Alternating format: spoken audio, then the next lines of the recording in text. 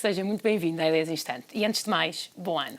Connosco, e para começarmos da melhor forma este novo ano de 2013, temos João Quadros. João, em primeiro lugar, muito obrigada por estares aqui connosco e por nos vires apresentar não um, mas vários livros. Mas vamos começar... Cheira ano novo. Vamos começar com Um Tiro no Porta-Aviões.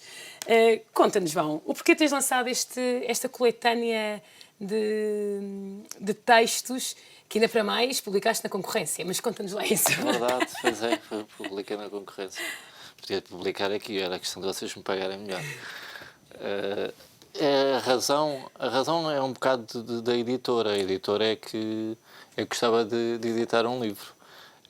Eu, à partida, não tenho assim muito por hábito, como se pode ver, recolher os meus textos e fazer coletâneas.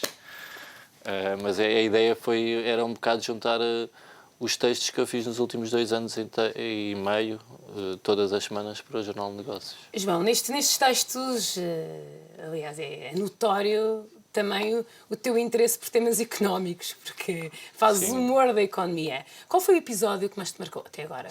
Desde que começaste com esta coluna que toca a economia? Não sei, é quase um tema de fundo. É o Estado da União Europeia. É o tema principal. No fundo, ao fim destes... É o tema que está por trás de tudo nos últimos 3 anos. Mas episódio escutaste a Merkel a falar alguma coisa que disse, não, eu tenho que fazer um texto com isto? Não há assim nada de muito concreto, não. É mais a maneira como isto está, como isto se vem a passar aos poucos e poucos.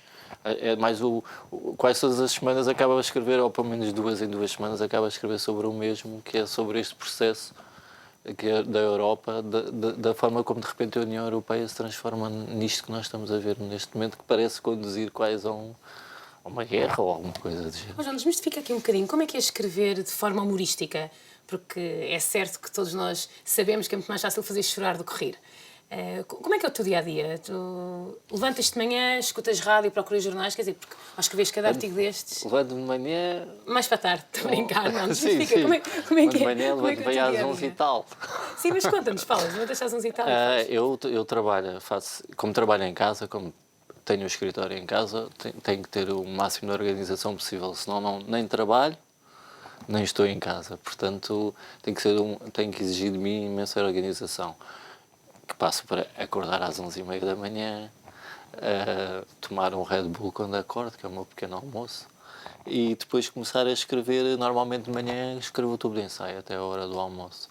Depois almoço, vejo as notícias, leio todos os jornais, todos os dias compro todos os jornais, inclusive o vosso, e leio os jornais enquanto almoço e ganho mais ou menos, ou recorto, ou tiro, ou escrevo ideias que vou usar para o resto do dia nas diversas coisas que eu tenho que escrever. Independentemente destas... Mas o trabalho essencial depois é à noite, entre as 10 da manhã e entre as 10 da noite e as 3 da manhã. Aí é que estás no teu... Aí passo a escrever tudo aquilo que apanhei durante o dia. Tu hoje em dia estás no mundo criativo, juntas também a gestão, que aliás que é a tua base académica, que nem todos sabem.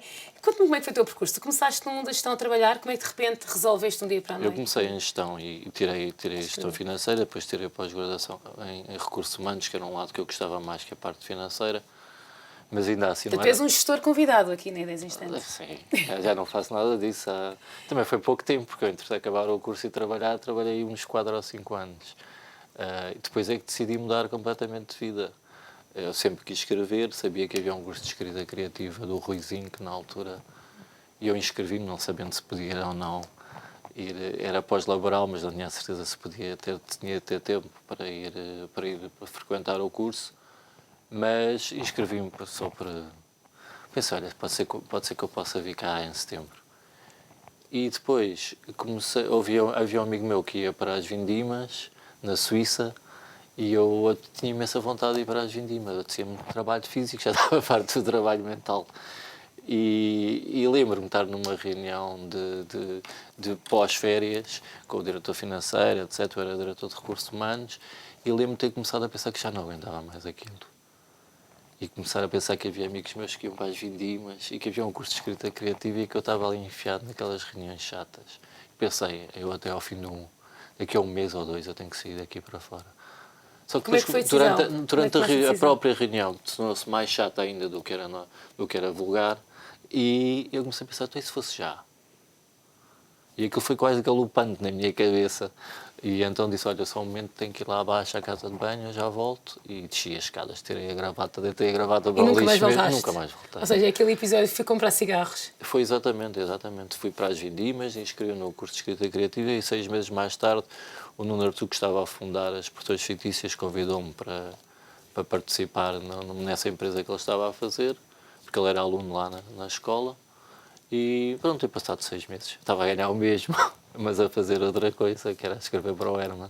E como foi a experiência de escrever para o Herman? Enfim, um dos Foi grandes fantástico. humoristas nacionais. Foi a melhor altura da vida. Não é que não gosto agora, mas na altura aquilo era uma coisa quase impossível. Eu chegava à casa e dizia, estou a escrever para o Herman, e toda a gente se ria. Dizia, ninguém escreve para o Herman é que inventa aquilo. Não. Há um guião, existe uma coisa um quadro que é um por guião, trás. há uma coisa escrita por trás. E na altura a minha casa estava tudo destruído, não é? Eu tinha abandonado a minha brilhante carreira de Carreira de gestão gestor de recursos para ir humanos. escrever patetices para a televisão. Mas quando aparecia dizer estou a escrever para o Herman, as pessoas começaram a hesitar. Já havia ali alguma hesitação. A seguir ao Herman, portanto começaste com o Herman. Eu fiz e a seguir escrevi o Contra-Afirmação, escrevi o Herman Enciclopédia, escrevi o Programa da Maria, escrevi sei lá, por aí fora. E também deste um Depois, pulinho no cinema. Como é que foi? fiz um guião para o Lionel Vieira, ele telefonou-me, mas não tens nenhum guião, preciso de concorrer ao ICAM e não tenho nada. Eu tinha uma ideia, eu disse, quer dizer, arranjo-te, e fechei-me num hotel no Algarve durante 15 dias e escrevi o guião do... Ou seja, tu conseguiste Está a escrever um roubar. guião de cinema em 15 dias, o que é... Consegui. Mas não Tens volto a muitos fazer estes o deadlines, mesmo. tens muitos estes deadlines, vives com estes deadlines constantes de que tens que enviar o texto. Eu já não gosto disso hoje em dia. Já não lidas bem Detesto com o esse stress.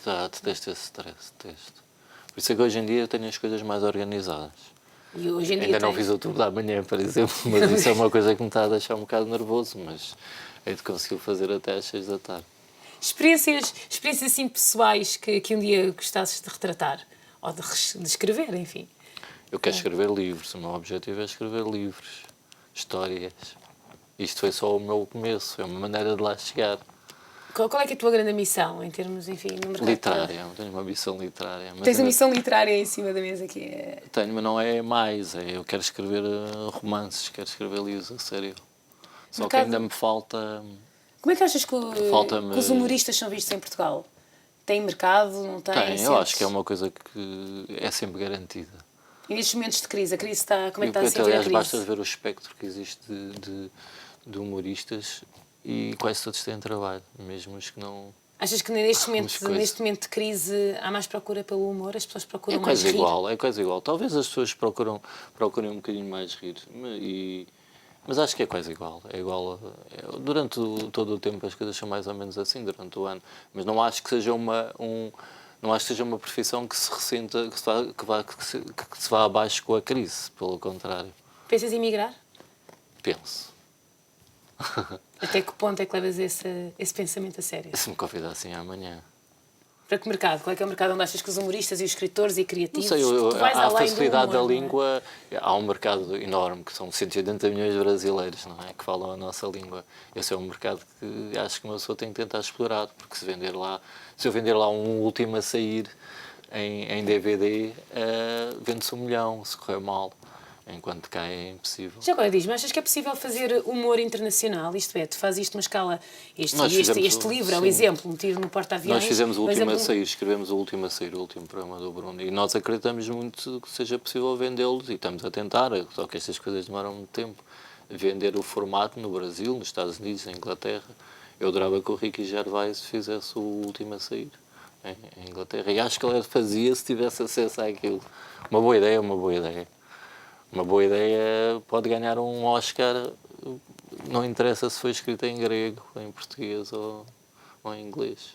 Acho que as pessoas pagam essas boas ideias, é preciso tê-las. Neste momento, e falando de ideias, em termos de formato televisivo, tens alguma coisa em mente? Estás a trabalhar em algum projeto? Comecei a trabalhar, eu não tinha proposto à RTP, tinha pensado propor à RTP o regresso do Arte e Companhia e comecei a trabalhar nisso. Mas é essa pergunta que fizeste agora mesmo. Não sei, estou estou farto. Estou um bocadinho farto de estar aqui.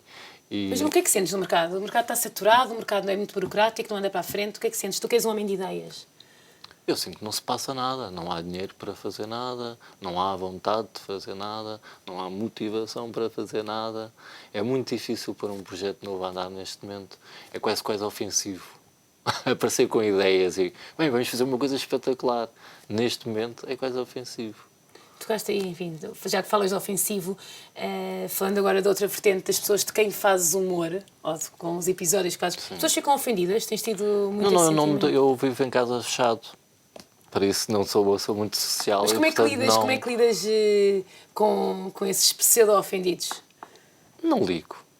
Não vou ligar a isso. Não deixas que o teu humor seja afetado? Não, isso eu não posso deixar. Claro. Eu felizmente tenho isso, não sou uma pessoa muito social. Eu lembro quando escrevi para o Herman tinha aquele problema de fazer a piada e encontrar a pessoa no fim de semana. Às vezes isso é complicado. Mas como eu também acredito um bocado que as piadas devem ser feitas na cara. Acho que uma pessoa, eu, pelo contrário, se estiver num sítio onde estejam lá as pessoas, eu fui receber um prémio que nós recebemos do Último a Sair e não deixei de fazer uma piada no CCB e não deixei de fazer uma piada ao dono do CCB neste momento. Eu acho que uma pessoa deve fazer as piadas na cara, por isso não tenho assim muito receio, até já estou a aprender Krav Maga e isso para me defender se me tentarem bater. Romances, falando agora de amor, romances, gostavas de escrever um romance em que Gostava de escrever um livro, gostava de escrever livros a sério. Não, mas estes, olha, digo-te, ainda há pouco comentava contigo, mas eu não estou que me ria a gargalhada com... Nem estou a dizer que não iam ter humor, mas isto são coletâneas de coisas que eu escrevi em determinadas situações. Eu criei uma obra de ficção minha e hei de escrevê-la. Mas eu sempre pensei que antes de 50 anos não devia pôr-me a escrever livros, porque acho que não tenho nem vida, ainda não tive vida, nem traquejo literário suficiente para escrever um livro. João, estamos aqui num registro económico. A gestão marca-te? O teu curso de gestão que tiraste? Sim, então, marca-me pelo lado negativo. Como assim? Pelo horror que foi fazer aquele curso. Sim, mas hoje em dia... Contra a natura. O que aprendeste desses horrores todos? Há uma coisa ótima, que ao tirar um curso, a capacidade de estudar, de investigar, de fazer resumos, etc, é muito importante para o meu trabalho hoje em dia. Quando vou fazer eu não sei, não ando em cima de tudo, quando vou escrever sobre o BCE, eu vou ter que estudar o funcionamento todo do BCE durante as 48 horas antes. Eu não vou falar sobre uma coisa que não fosse como eu trabalhasse lá. Eu tenho que saber onde é que estou. E essa parte é uma parte que me ficou da gestão. Sou capaz de estar horas a estudar e a investigar e a ler e depois no final é que vou fazer o texto. E às vezes até me perco um bocado porque encontro coisas interessantes que dão outros textos e eu gosto muito de fazer isso. Gosto do trabalho de preparar o teu autor preferido? Sabes, assim, um autor que para ti seja um marco, uma referência? O Conrado, José Conrado marcou-me completamente. Marcou. Eu sempre gostei, já me arrepio só de falar nisso, a sério. A literatura sempre me marcou muito. Os livros, o meu pai sempre me obrigou a ler desde pequeno. Não era preciso obrigar muito, porque eu gostava. Mas o Conrado é daquelas coisas, eu comecei a ler O Coração das Trevas e quando acabei era outra pessoa. Cresci mais naquele espaço de tempo em que estive a ler aquele livro do que com muitas coisas da minha vida. Quando tu acabas de ler a obra completa do Conrado, ficas com uma noção da humanidade totalmente diferente. Achas-te um homem influente? Não. Eu não digo isto por... Não acho que... Não achas que o humor hoje em dia... Eu acho que se exagera muito, dá-se demasiada importância ao humor. As pessoas não... Eu às vezes ouço o Ricardo Araújo Pereira dava-me um Presidente da República e coisas desse género. Eu acho que se dá demasiada importância ao humor. Não... Tem a sua importância, mas não tem essa importância toda. João, tu és um homem multifacetado, que estás em diferentes nichos e que escreves sobre diferentes áreas. E por isso te pergunto, e on top é jovem, que conselho é que dás, assim, para terminar o programa, aos jovens desempregados, a quem nos está a assistir, que neste momento está perdido? Tens algum conselho a dar? É complicado, eu também já estive numa situação parecida. Eu acho que uma pessoa, que a pessoa deve tentar ser feliz no seu trabalho. E agora estamos muito longe disso, porque a dificuldade é até tentar arranjar trabalho. Mas o que eu diria é que primeiro, acho que uma pessoa deve tentar fazer aquilo que faz bem, ou que faz melhor que os outros. Nem que seja chatear os outros. Nem que seja isso. Acho que uma pessoa deve pensar, o que é que eu faço normalmente melhor que os outros? E depois acho que a hipótese, hoje em dia, a hipótese de criar, um bocado como eu fiz, de criar o teu próprio negócio, de juntares com uns amigos em que confias, de teres uma ideia, de fazeres alguma coisa quase sem intermediários entre ti e quem vai ser o teu público ou o teu cliente, eu acho que isso existe hoje muito mais do que existia antes. É possível pôr ideias a funcionar com mais facilidade, ou pelo menos divulgá-las, do que era antes. E é possível torná-las globais, quase, que era uma coisa impossível há anos era impossível. O mundo está mais redondo. Sim, está mais redondo, está rápido, está mais rápido. Um sucesso no Vietnã pode se transformar num sucesso em Portugal, passado. Ou seja, uma palavra de otimismo. Acreditem em vós, entre aspas. Não tenho nenhuma palavra de otimismo. Não? Não. Mas dentro do pessimismo, acho que pode haver essa esperança. Tu és um bom caso de otimismo, deixa-me dizer. Fazer esta altura de temos que fazer alguma coisa com Dar a volta por cima. com pouco, ou com o que temos. É uma chatice, eu preferia outra coisa. Eu preferia que a situação fosse outra, mas dentro desta situação mais vale tentar sobreviver. E não levar um tiro apenas no porta-aviões, obra que, aliás, recomendamos. Não há ninguém que compense, a gente desespera muito. João, muito obrigada por estares aqui. É uma pena, chegámos ao fim do nosso limite. Muito obrigada também por nos ter acompanhado. Tivemos connosco João Quadros, autor, argumentista e fique também a saber, gestor. Muito obrigada. Já sabe, na próxima semana estaremos de volta com mais e pertinentes ideias em instante. Até lá, bom ano.